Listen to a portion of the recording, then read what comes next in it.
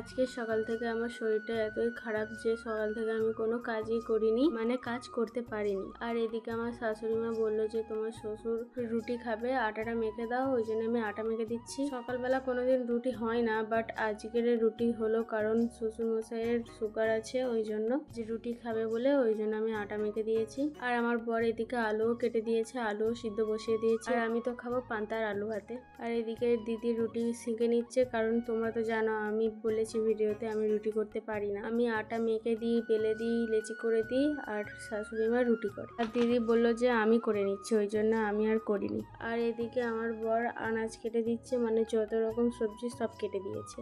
আর শ্বশুর মশাই এই ফিতে মাছ নিয়ে এসেছে।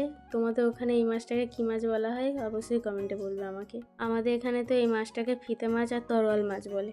আজকে দিদি সব মাছ কেটেছে, আজকে শাশুড়ি মা মাছ কাটেনি, কারণ একাদশী করেছিল। আর রান্না বান্না সব আজকে দিদিই করেছে, কারণ আমার শরীরটা খুব খারাপ ছিল, আমি ওই জন্য করতে পারিনি।